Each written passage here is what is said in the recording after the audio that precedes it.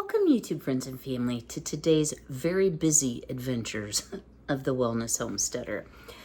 So first, let me apologize. I know I said in my Thursday video I would see you on Thursday. I meant Saturday. Those things happen sometimes. But today, Uncle Steve is coming. What are we going to be doing and what are we going to be eating? Well, I hope you'll stay tuned to find out.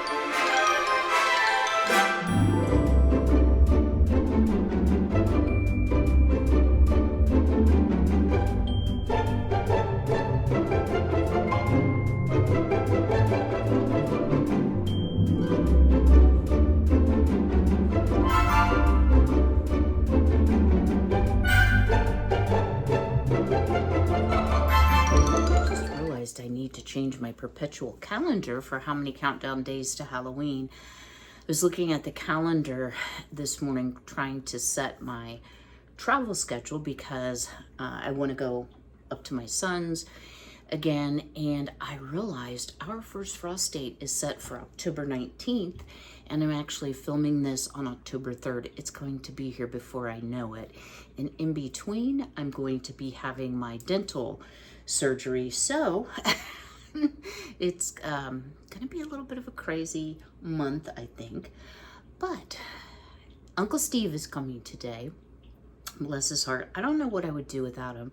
So I actually did have a tiny bit of damage from the hurricane low that came through and had 6 inches of rain, which I desperately needed.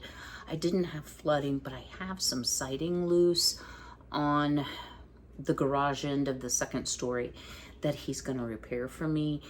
And he's also going to be helping, well, he's going to do it because I don't shovel, with my back. He's going to level out the run where the mole wreaked havoc. And then I'm going to be changing the bedding. I need to work some in the garden. It's just an all-day busy thing. So one of the things that I like to do, you know, kind of just as a social nice thing, is I try to prepare lunch or order lunch for Steve so he doesn't have to leave, because let me tell you, once you've been in the chicken coop, you're not gonna smell real good if you're shoveling manure. So I wanted to make something in the crock pot. So today I'm going to be making slow cooker loaded potato soup with a few modifications, and I've mentioned it in a couple videos.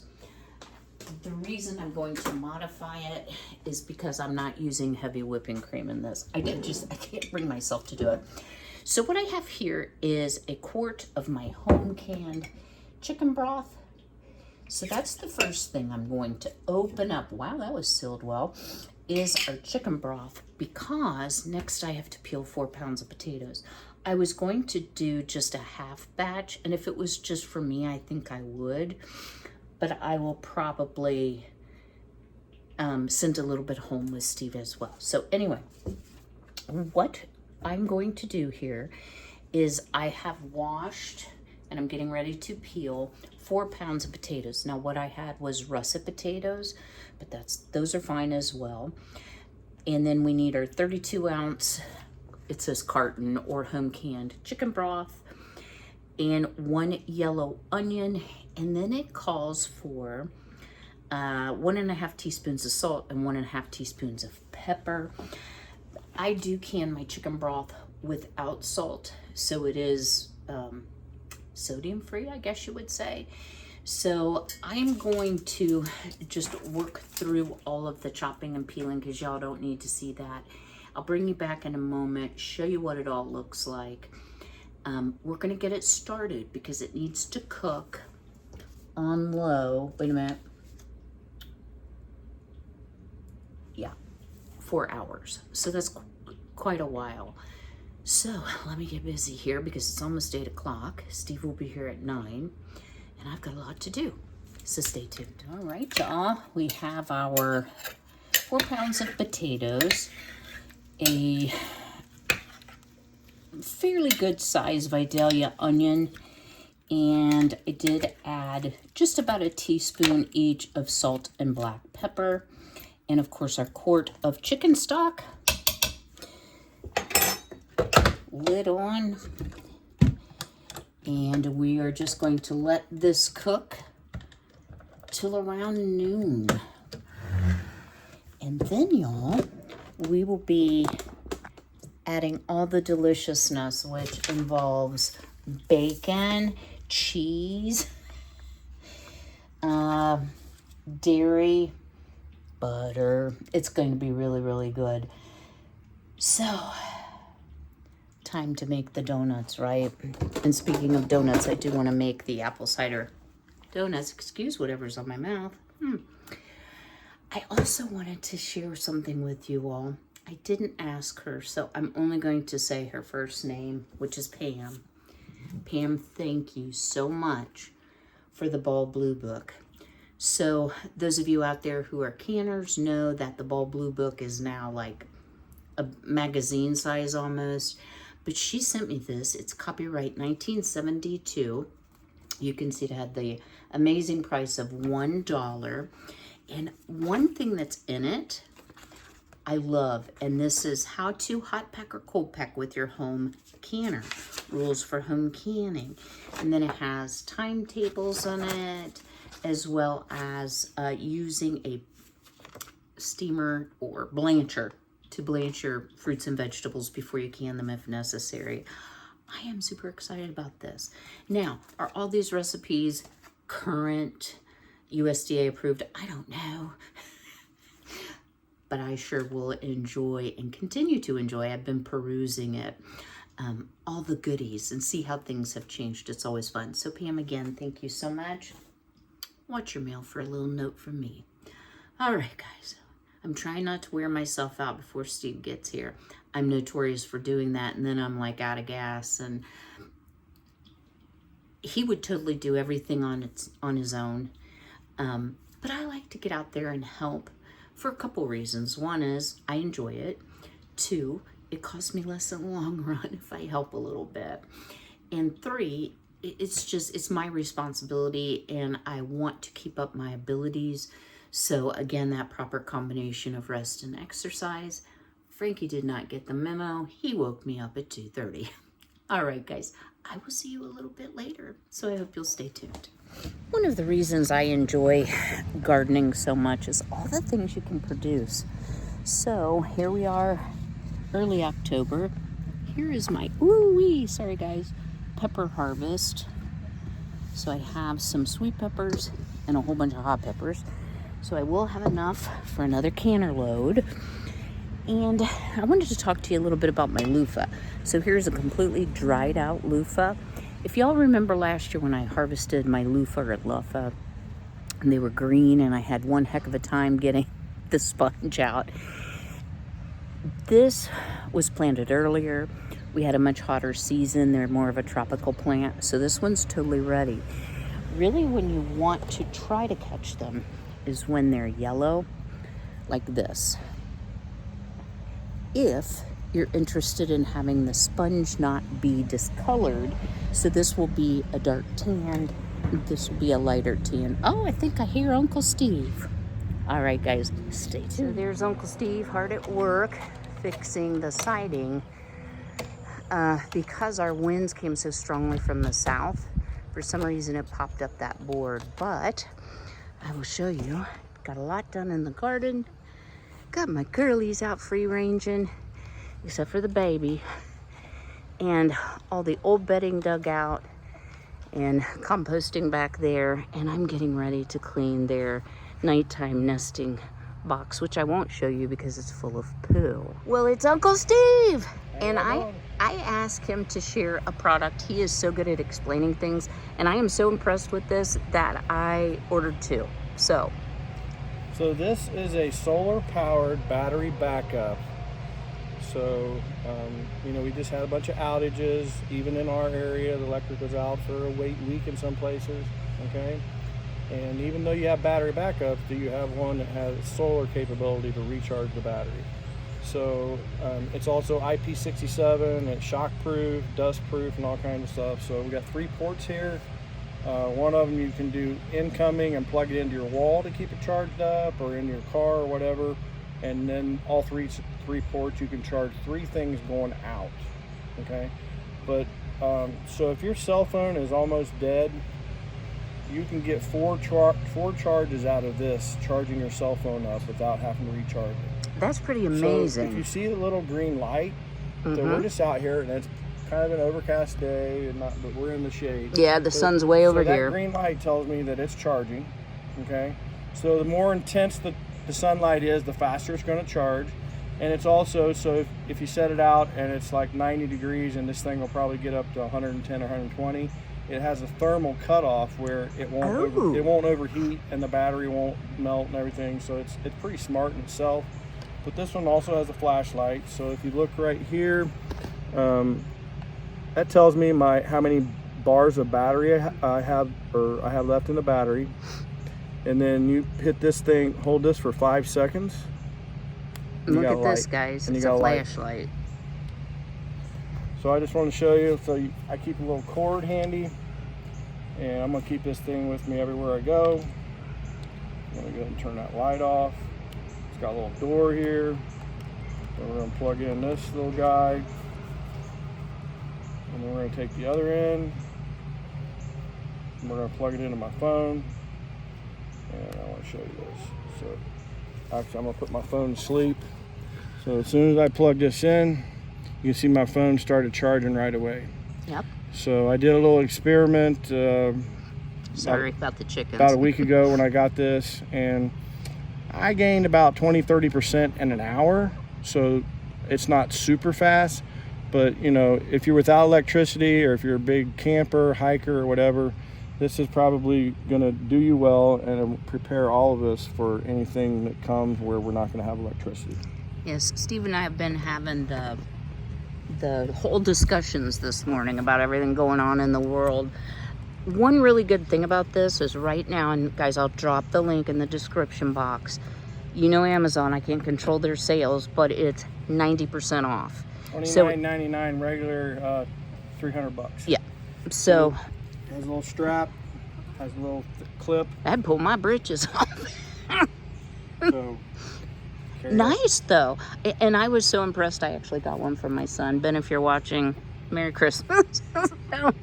So everything is looking so good, and Steve is gonna go get the girlies some sand for their baby pool, and I'm gonna clean out their poop coop. Another tip, so this is reflective orange tape.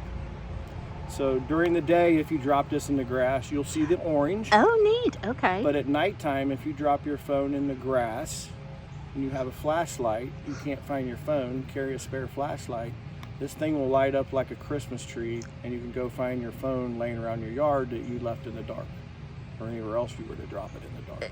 That's pretty amazing, because I stick my phone in my back pocket, and I've lost it in the garden before and had to have Alexa some call her. Some of us are alone. It's like we can't call our own cell phone if we don't know where it is. That's right. That's right. So, guys, I don't recommend products unless I'm a firm believer. And Steve kept telling me about this, and I'm like, yeah, I've got a big battery. And he was like, yeah, but it's not portable. And I'm like, you know what? You're right. And if you would have to do a quick escape or something like that, or you know, leave your house and you know, grab your bug out bag, this would be a great addition. And it's very affordable. $30 for that peace of mind. I need one. So just think of all the people, especially the elderly people, that were without power, but have cell phones, okay, but they went dead. Because they don't have battery backup. Okay, and this thing, you just set it out in the sun, and then when you put it in your to-go bag, your emergency bag, or have it where, and you just plug it in and it charges your phone up. It's simple for older people who don't understand all the technology. Well, and I hope you don't mind me sharing, Steve's mom is elderly, about my mom's age. I think she's a little younger than my mom, and lives with his sister, and they just had a week outage. It's in Kettering. In Kettering, which Kettering is what, 40 minutes from here, maybe? Okay. It's pretty close, so. There was trees down everywhere, so it didn't matter if they were clearing stuff down the street. It could have been just on your line that the tree was laying on. I know things are a mess, and you know, you can see I've got a lot of branches and such down, but the only damage I had, and Steve fixed it permanently, was the piece of siding that wasn't under the J channel. I'm learning all these new terms. So thank you, Steve. So that's another thing. So if you guys got any high winds, walk around your house and inspect everything, because Yep. you're looking for siding and roofing shingles that popped off, because if you don't do that, then you'll never know that until the next rain comes, and it might come in. And I didn't notice it until Steve was here yesterday dropping off straw.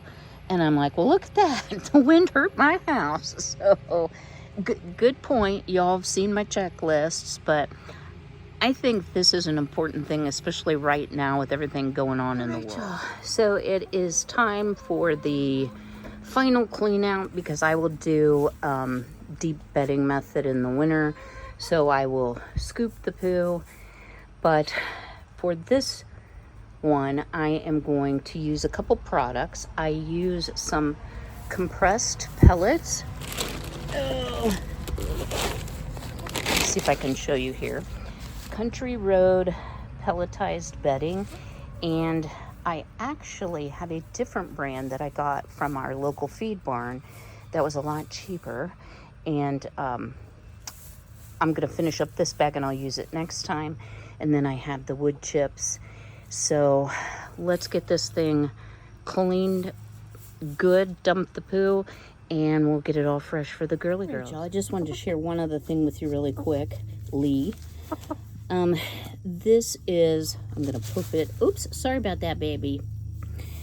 This is diatomaceous earth, and it's a great thing to have and put in your coop. Comes in a bag like yay. I think I've got enough in here actually to do the coop. It is really good for mites and other pests, because as they crawl up through the bedding, this very fine powder actually scratches them, and so they cannot survive it. So you simply turn it upside down and press. So I'm going to coat all the bedding with that. Put a little lavender in their laying boxes, and I'll give you a final peek. All right, y'all, that looks really good.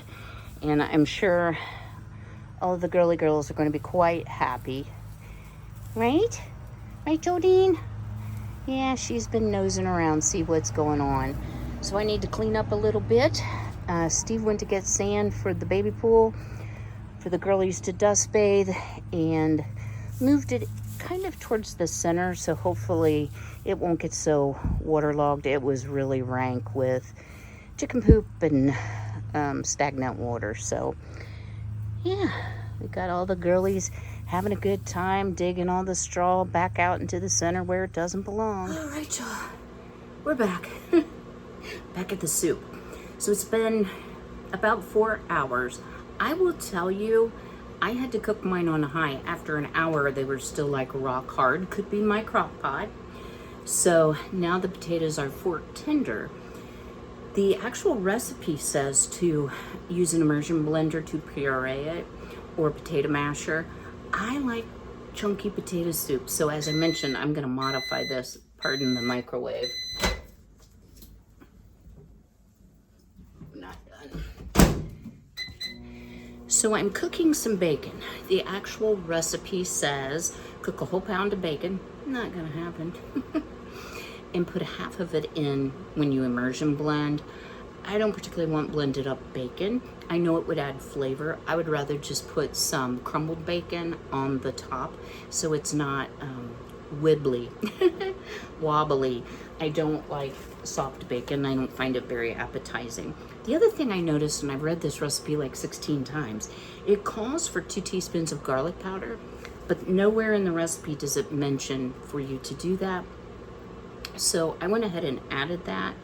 So now we're gonna create the sauce to it. So actually, after you puree it all up and everything, you're supposed to cook it for another hour. Wow, it's already cooked, right? So I'm gonna skip that part of the step, but I am going to make the roux, add the dairy, if you will, to it. So what it calls for is 4 tablespoons of butter. You grab a knife here. And again, guys, I'm cutting back a bit on the fat. So this is gonna end up being like maybe 3. So I'll cut the flour back just a touch 2. I don't like soup that has the texture of wallpaper paste. And this might be really good as written, but since I'm serving it to somebody else, I'm going to use my cooking knowledge. I think the butter dish needs washed. And try to make it, I guess you would say, more to my taste. So anytime you make a roux, you simply are taking a fat or a butter and you combine some flour with it. Keep forgetting the microwave's going, isn't it? Not done. But you have to cook it or else it's going to taste like raw flour. To this then we'll add our 1/4 cup of sour cream, and it calls for 2 cups of whipping cream. I am not using whipping cream. What I'm going to use is a cup of 2% milk and a cup of 50/50. I think that is a good compromise. It will dramatically lower the saturated fat. You could use all milk. That was my original plan, but you know, everybody needs a little fat in their life. But if you're watching your cholesterol, you could use, you know, still get that dairy taste without the problem of all of the fat. So it says a 1/4 cup of flour. I'm gonna eyeball. Do y'all ever get to the point of the day when you're cooking where you're like, yeah, whatever, because I ain't measuring. I certainly do. 3 hours of work and I'm tired, you know. But I'm so happy to have the girls' coop cleaned out, and they got to play for like 3 hours and they were so excited. Now I will say Miss Winona, the baby, she was not a happy camper at all. She balked and cried and acted like the baby that she is. Y'all, I'm gonna have to add just a touch more butter. That is way too dry. Let's just get some more butter in there. And you want the butter to be slightly, or the mixture to brown slightly. You don't want to burn it, but you want to cook off that raw flour taste. It really makes a huge difference.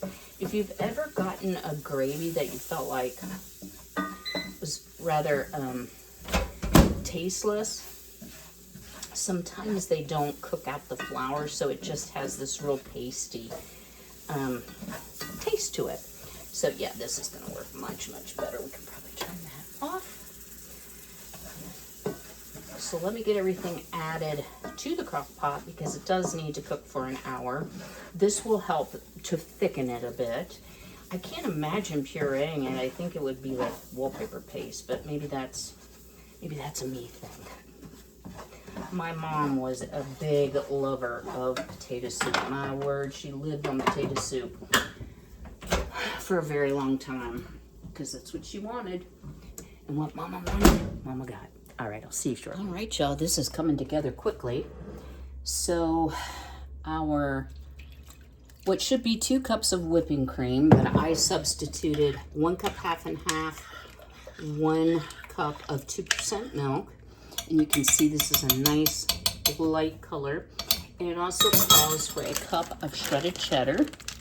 So we're gonna put that in. That's about what's left in this bag. And I didn't mean to put it all in because you need a little for topping, right? Thankfully it didn't sink yet. Okay, that'll work. Ooh, this is starting to look good. And I'm gonna give it a little taste at this point. You know, the cheese has salt in it. I didn't want to overdo the sodium load, so let's give it a quick taste and see if seasonings need to be adjusted. This is what it looks like. Oh,